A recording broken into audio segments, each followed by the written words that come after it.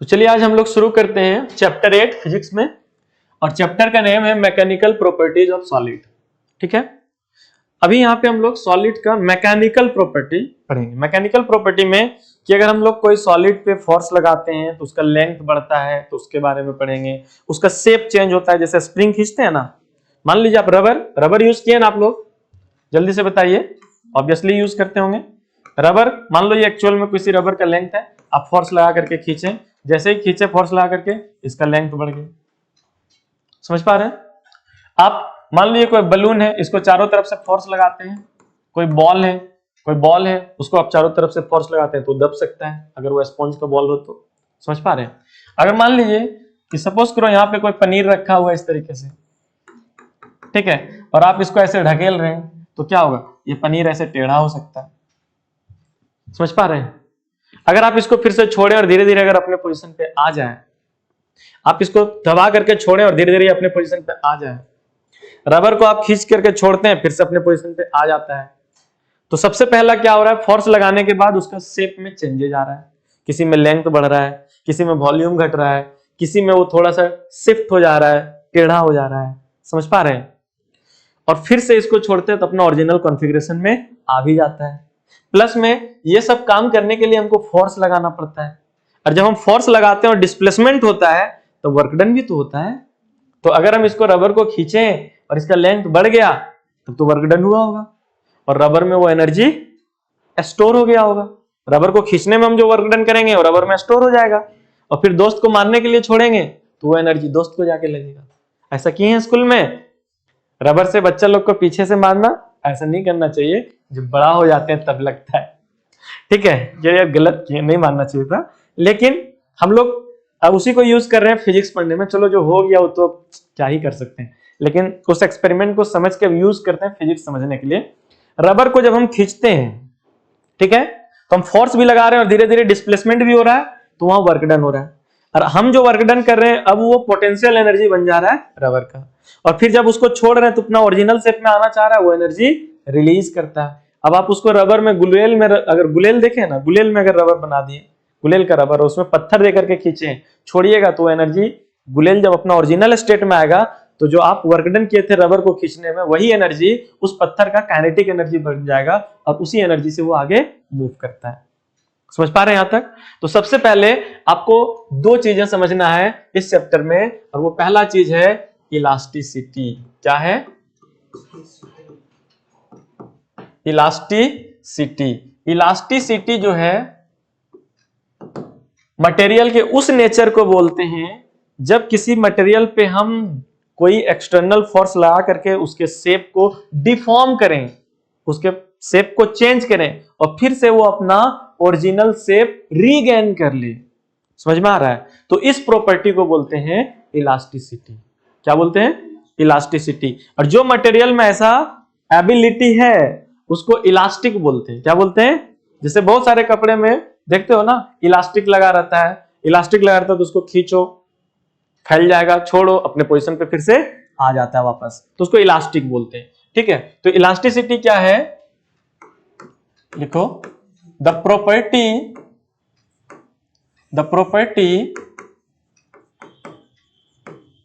Of material due to which it regains its original configuration on removal of external force या फिर deforming force. ठीक है, तो deforming force या external force जिसको हम लोग अप्लाई किए थे, जिसके कारण किसी मटेरियल का शेप चेंज हुआ था, उसको अगर हटाते हैं और फिर से मटेरियल अपने ओरिजिनल शेप को रीगेन कर लेता है, तो इसका मतलब वो मटेरियल के उस प्रॉपर्टी को हम इलास्टिसिटी बोलेंगे। क्लियर है? कोई दिक्कत क्या? जैसे मान लो एक स्प्रिंग है, क्या है? स्प्रिंग। यहाँ स्प्रिंग के बारे में पढ़ना तो है नहीं, लेकिन बता रहे हैं। अब इस स्प्रिंग पे हम फोर्स लगाएं जिसके कारण वो ऐसे फैल गया। समझ पा रहे हैं क्यों फैला? एक्सटर्नल फोर्स लगाने के कारण। और जब हम एक्सटर्नल फोर्स छोड़ें तो फिर से वो अपना ओरिजिनल स्टेट में फिर से आ गया।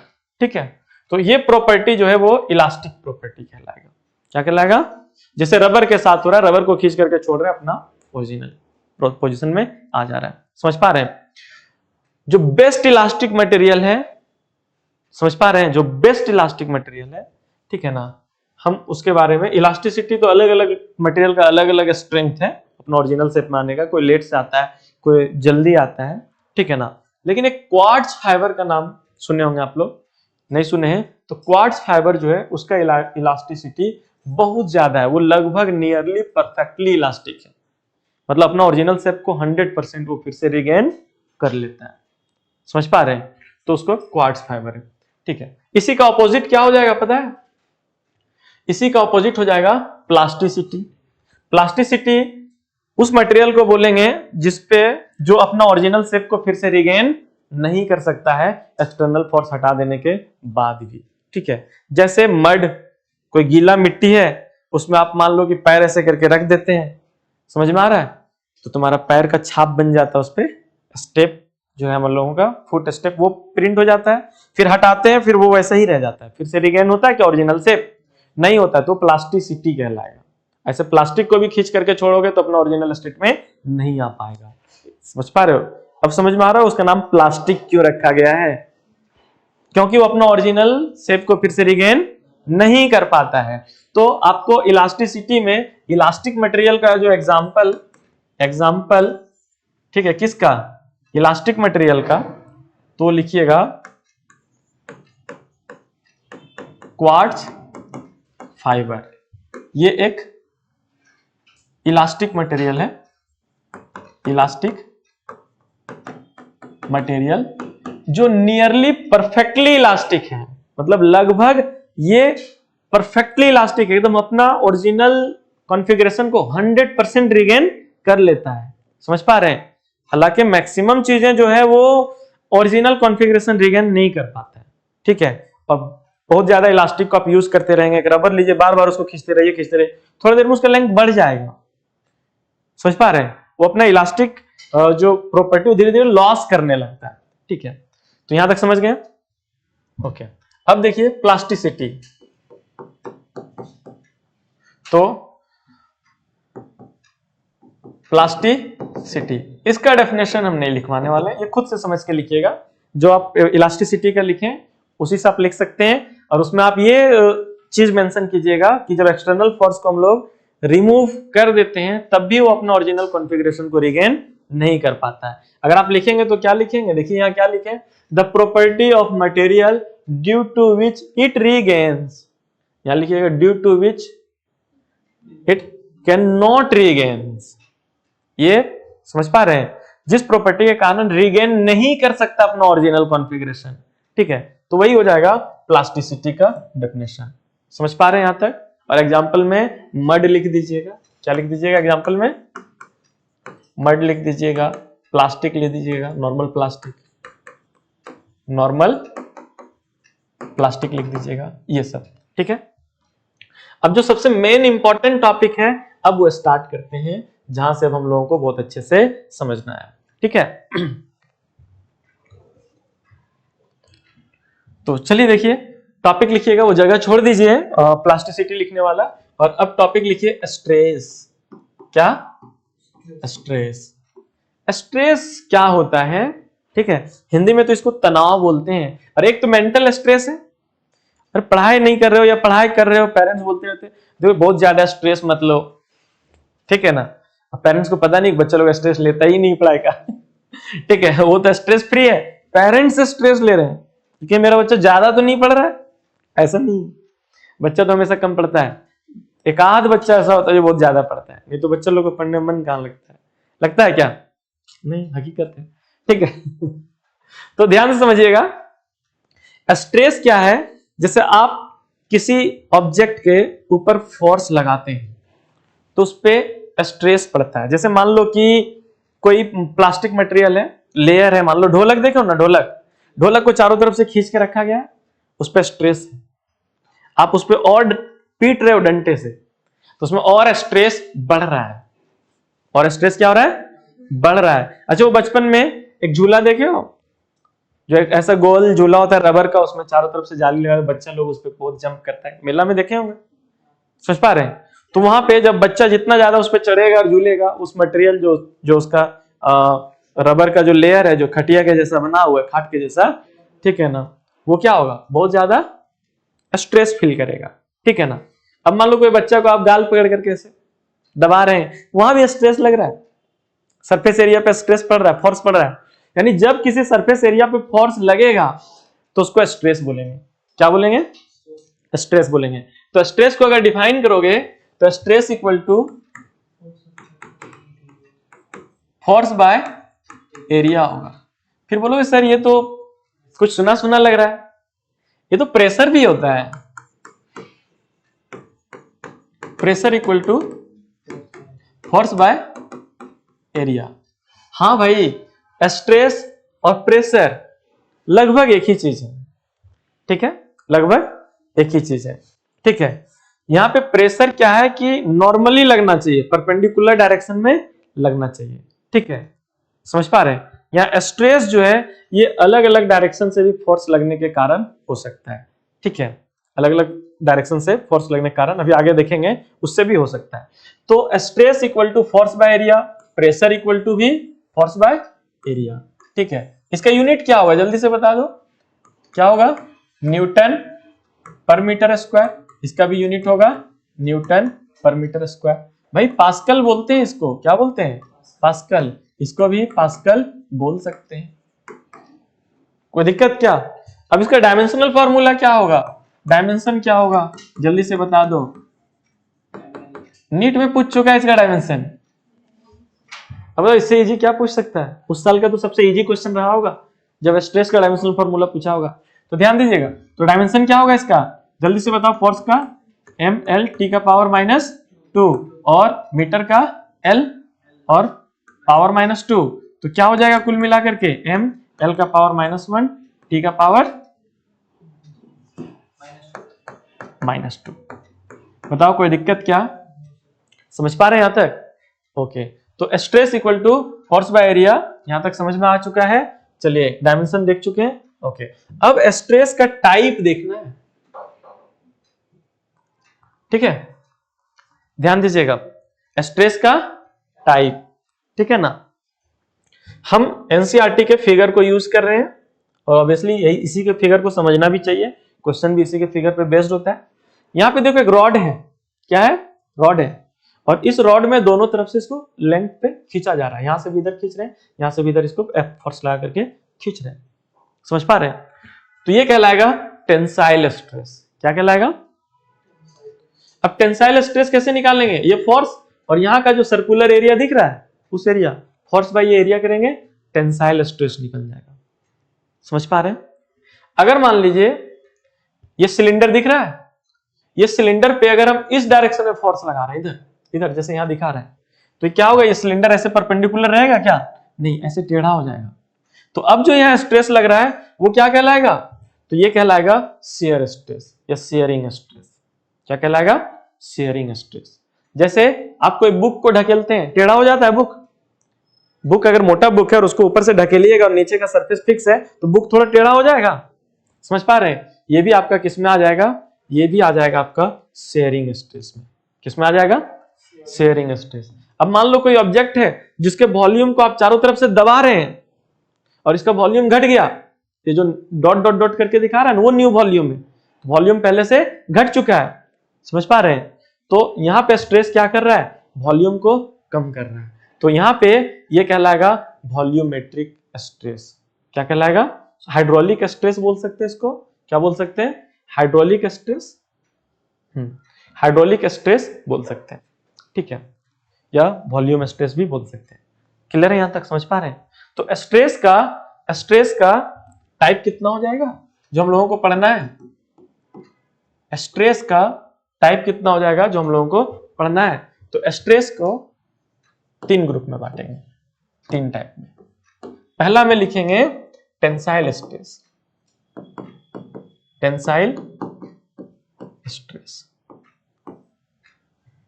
समझ पा रहे हैं? टेंसाइल स्ट्रेस, तो टेंसाइल स्ट्रेस इक्वल टू होगा क्या? टेंसाइल स्ट्रेस इक्वल टू, इसके इक्वल टू भी क्या होगा? Force by area. क्लियर है? कब लगेगा? जब कोई रॉड में, मान लो ये रॉड है, ठीक है, और इस पे फोर्स लग रहा है और इधर से इसको खींच रहे हैं, फोर्स लग रहा है। मान लो इसका रेडियस आर है। क्या है? रेडियस क्या है? आर है। तो बताओ,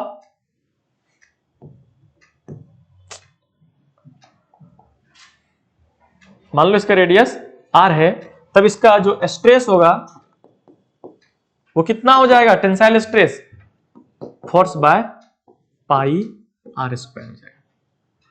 फोर्स बाय पाई, क्योंकि यहां का एरिया कितना होगा? पाई आर स्क्वायर होगा। समझ पा रहे हैं? तो ये हो गया आपका टेंसाइल स्ट्रेस। ठीक है। दूसरा, दोनों साइड से उस पर फोर्स लग रहा है। हाँ, तो हम एक साइड का फोर्स अभी लिए हैं, इस साइड का फोर्स और इस साइड का एरिया।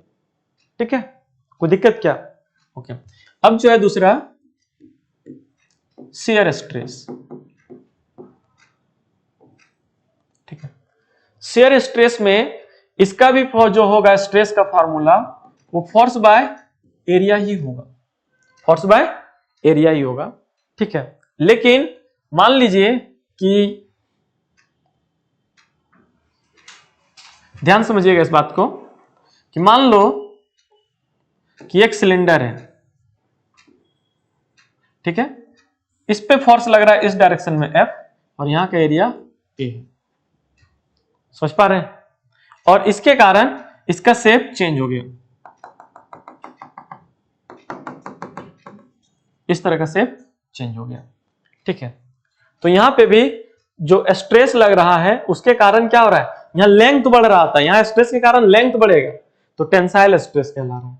यहां पे शेप चेंज होगा स्ट्रेस के कारण, इसलिए ये शियर स्ट्रेस कहला रहा है। समझ पा रहे हैं? और थर्ड में जो होगा, हाइड्रोलिक स्ट्रेस। हाइड्रोलिक स्ट्रेस, तो हाइड्रोलिक स्ट्रेस की अगर बात करें, ठीक है, तो इसमें इसका भी एक्चुअल में फोर्स बाय एरिया ही होगा, लेकिन फोर्स बाय एरिया इस केस में जब भी हाइड्रोलिक स्ट्रेस में दिया रहेगा तो ये प्रेशर के फॉर्म में दिया रहेगा।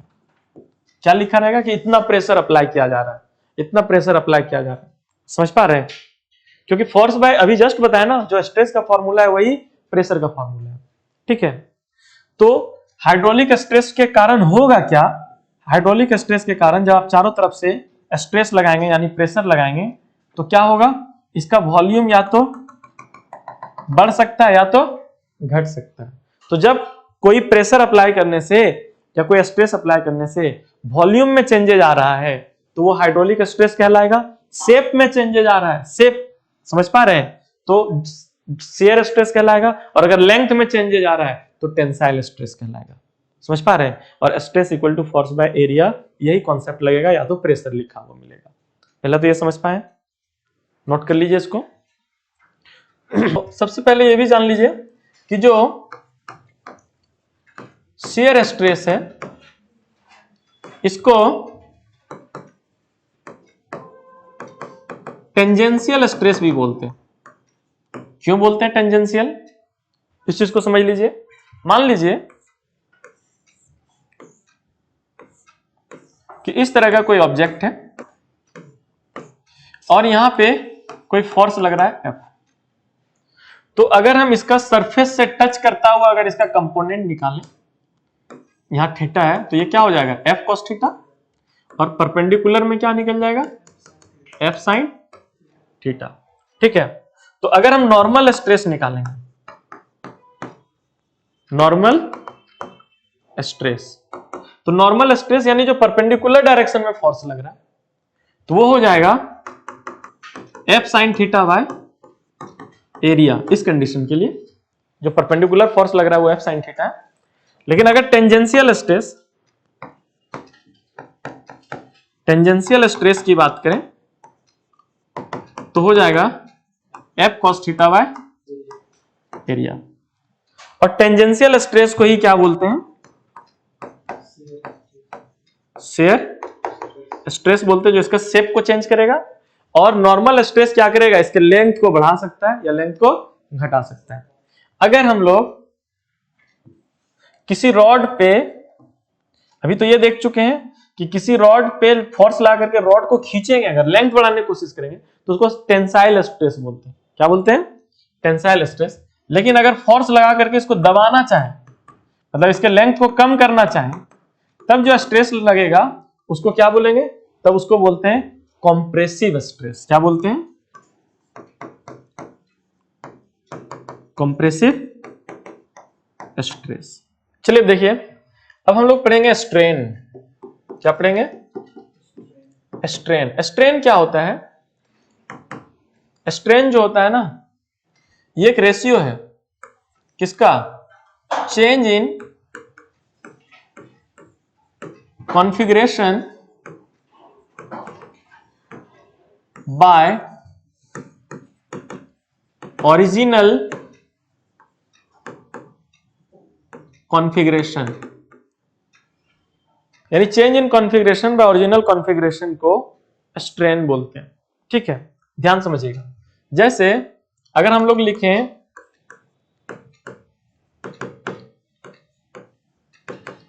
लॉन्गिट्यूडनल स्ट्रेन, अगर लॉन्गिट्यूडनल स्ट्रेन की बात करें तो चेंज इन लेंथ,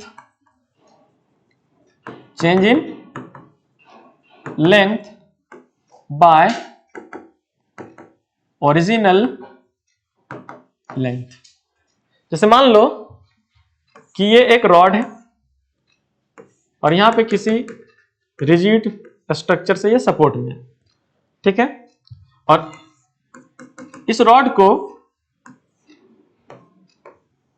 जब F फोर्स लगा करके खींचा गया, इसका ओरिजिनल लेंथ था L, तो अब इसका लेंथ L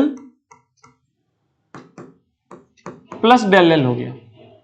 मतलब जितना ओरिजिनल लेंथ था वो तो है ही, प्लस में डेल L लेंथ और बढ़ गया। समझ पा रहे हैं? तो इसका जब स्ट्रेन निकालेंगे, लॉन्गिट्यूडनल स्ट्रेन,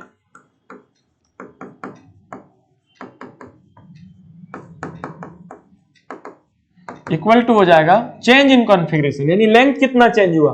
डेल L, और ओरिजिनल लेंथ क्या था? L। समझ पा रहे हैं? तो जितना लेंथ बढ़ा उसको ओरिजिनल लेंथ से डिवाइड करेंगे तो ये लॉन्गिट्यूडनल स्ट्रेन दे देगा।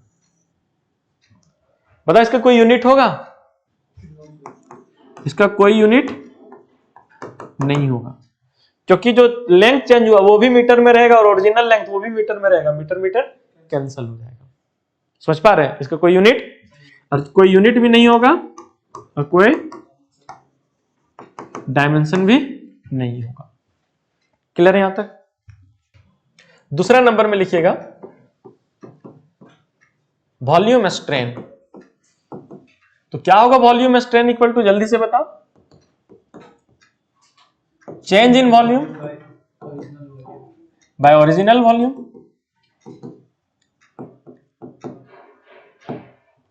समझ पा रहे हैं?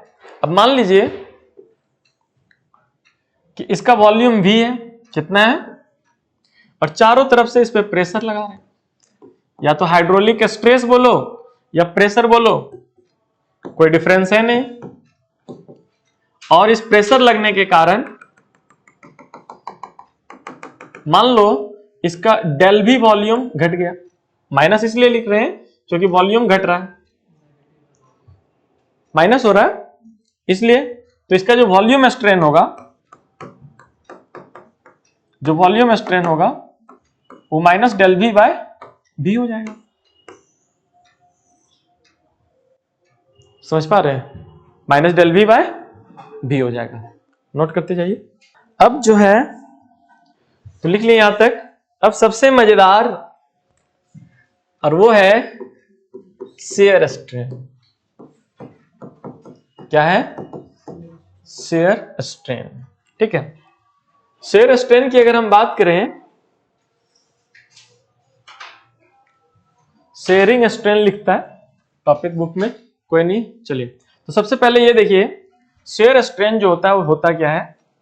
मान लीजिए ये एक ऑब्जेक्ट है जिसका ये लेंथ है x, इसको मान लेते हैं l, मान लेते हैं इसको l, ठीक है। और इस पे फोर्स लगाएं, क्या लगाएं? फोर्स, टेंजेंशियल फोर्स, मतलब टच करता हुआ फोर्स लगाएं, जिसके कारण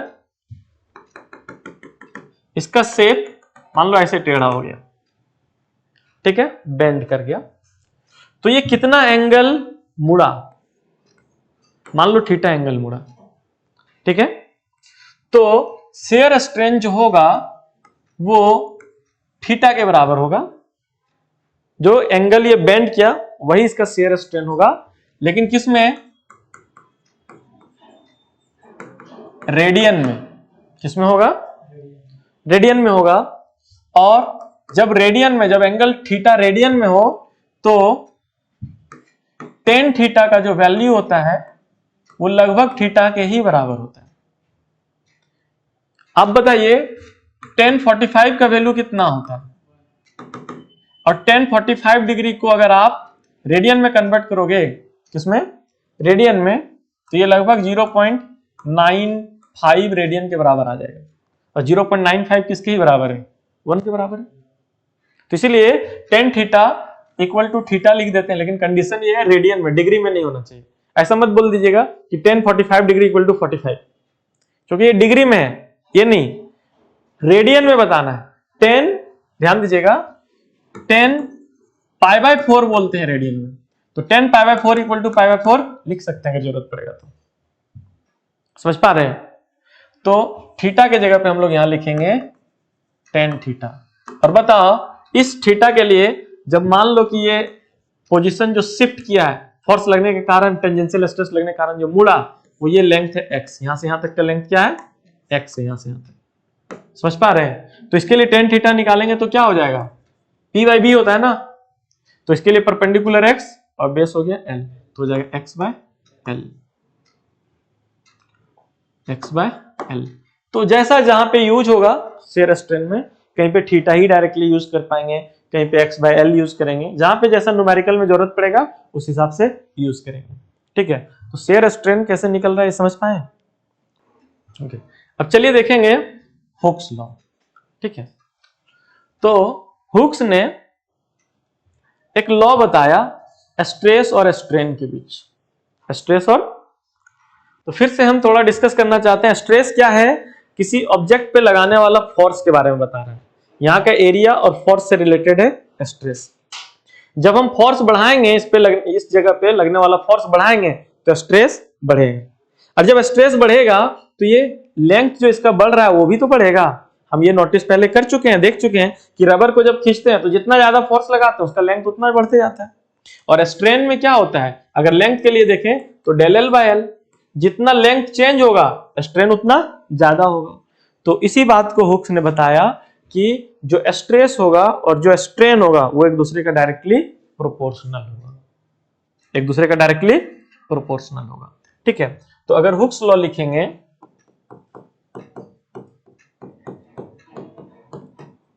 हुक्स लॉ, तो हुक्स लॉ क्या कहता है कि हुक्स लॉ के अकॉर्डिंग स्ट्रेस जो होगा वो डायरेक्टली प्रोपोर्शनल होगा स्ट्रेन का।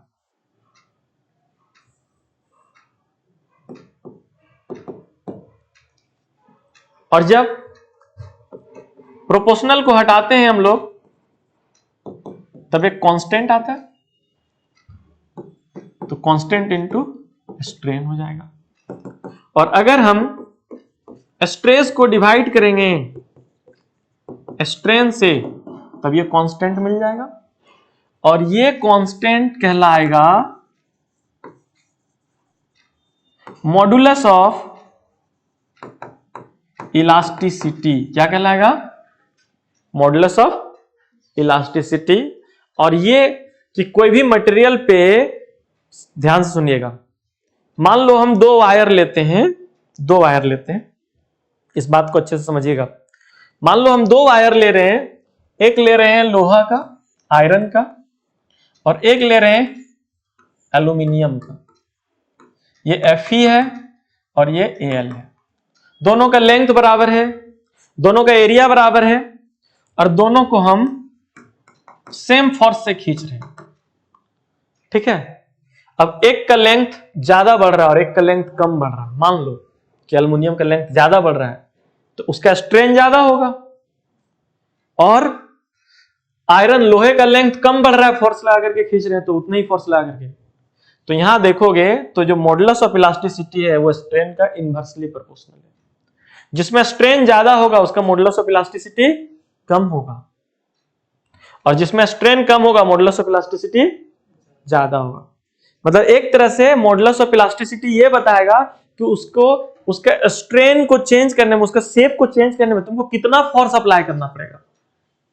जिसका मॉडुलस ऑफ इलास्टिसिटी ज्यादा होगा, मॉडुलस ऑफ इलास्टिसिटी ज्यादा होगा, उसके शेप को चेंज करने में तुमको उतना ज्यादा फोर्स लगाना पड़ेगा, उतना ज्यादा स्ट्रेस डेवलप करना पड़ेगा। समझ पा रहे हैं। और जिसका मॉडुलस ऑफ इलास्टिसिटी कम होगा उस पर कम ही फोर्स में आसानी से उसका लेंथ बढ़ जाएगा।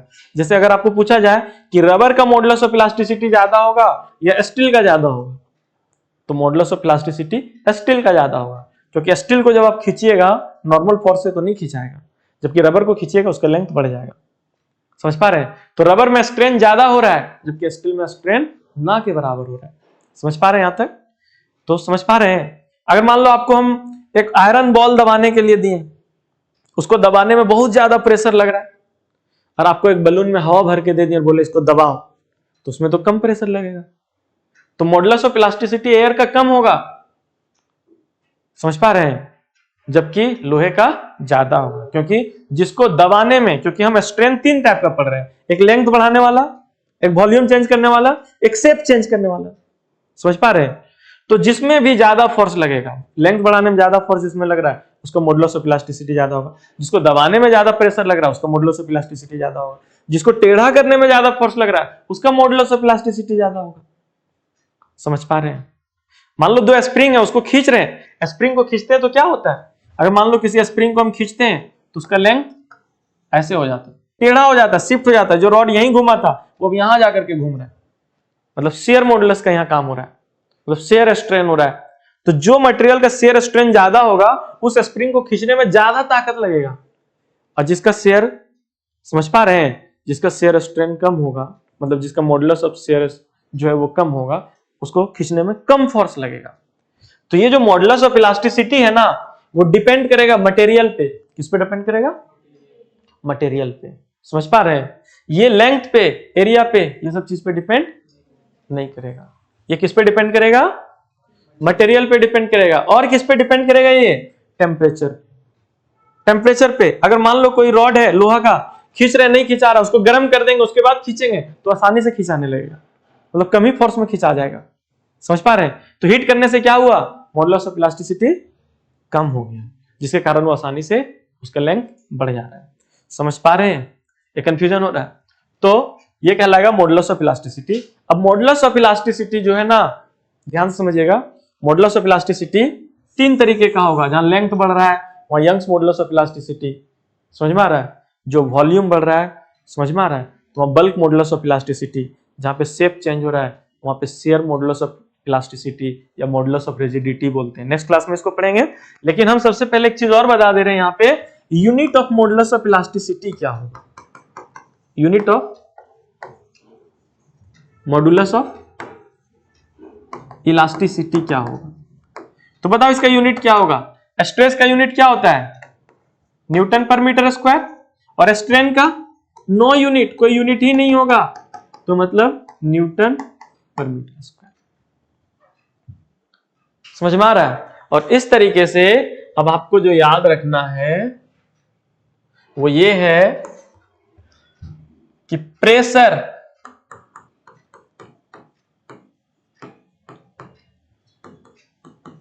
स्ट्रेस और मॉडुलस ऑफ इलास्टिसिटी, ये तीनों का यूनिट न्यूटन पर मीटर स्क्वायर या फिर पास्कल समझ लीजिए, और डायमेंशनल फॉर्मूला m l का पावर -1 t का पावर -2 है। समझ पा रहे हैं। इससे भी आपको क्वेश्चन देखने को मिल सकता है। आपको 4 यूनिट दे देगा, बोलेगा इसमें से किन 3 लोगों का यूनिट सेम है। एक इसका यूनिट अलग है, 4 ऑप्शन दे देगा, बोलेगा इसमें जिसका यूनिट अलग है उसको अलग करें। तो आपको प्रेशर, स्ट्रेस और मॉडुलस ऑफ इलास्टिसिटी ये तीनों का यूनिट सेम होता है, और ये क्या होता है, न्यूटन पर मीटर स्क्वायर। समझ पा रहे हैं यहां तक या कंफ्यूजन? तो आज के क्लास में यहीं तक रहेगा, इसको नोट कर लीजिए।